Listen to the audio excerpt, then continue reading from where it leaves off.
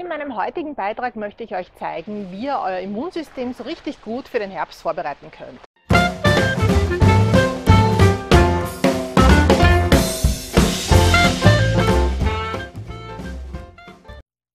Willkommen zurück auf meinem Blog. Heute möchte ich euch 3 Rezepte vorstellen, die mich auf die kalte Jahreszeit vorbereiten. Und so viel vorweg, sie sind total einfach in der Herstellung und sind die Mega-Immunbooster. Ja, Freunde, der Herbst ist da und wir müssen unseren Körper darauf vorbereiten. Und wir starten mit einem super gesunden grünen Smoothie.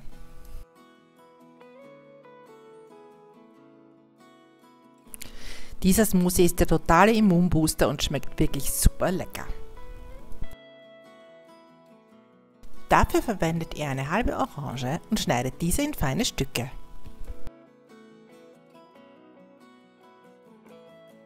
Weiters eine halbe Birne, auch die schneidet ihr in kleine Stücke.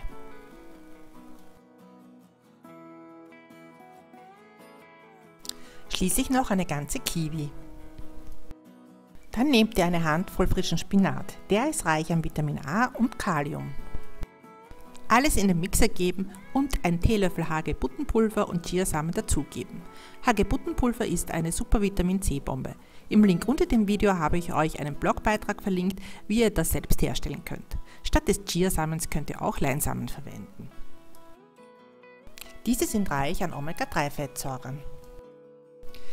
Schließlich noch 200 Gramm pflanzenbasiertes Joghurt und 125 Milliliter pflanzenbasierte Milch dazugeben.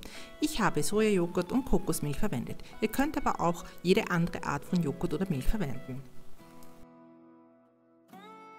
Und ab damit in den Mixer.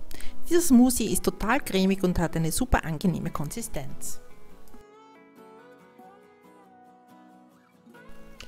Ich toppe ihn noch mit Kiwis und Heidelbeeren für den zusätzlichen Vitaminkick.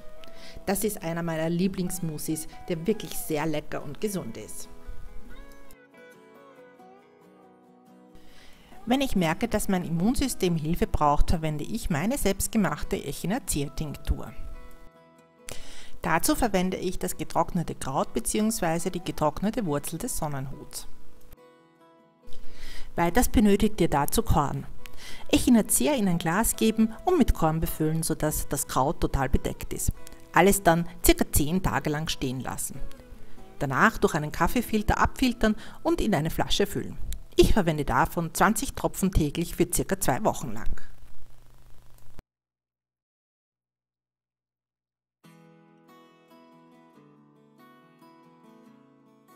So, und nun kommt meine Geheimwaffe, wenn ich schon merke, dass Husten oder Kratzen im Hals kommt, mein Salbeisirup. Dafür verwende ich den restlichen Salbei aus meinem Garten. Ihr könnt dafür aber auch getrockneten Salbei verwenden. Den Salbei waschen und trocknen. 40 Gramm Salbei schneiden und in einem halben Liter Wasser kurz aufkochen lassen und auf kleinster Stufe am Herd 1 Stunde lang ziehen lassen.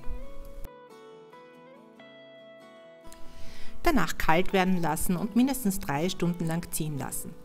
Den Sud in einen Topf füllen und mit 250 Gramm Zucker einkochen lassen, sodass eine sirupartige Masse entsteht. Anschließend in Flaschen abfüllen und bei Bedarf verwenden. So, das wäre es dann auch wieder mal gewesen mit 3 meiner liebsten Rezepte für den Herbst.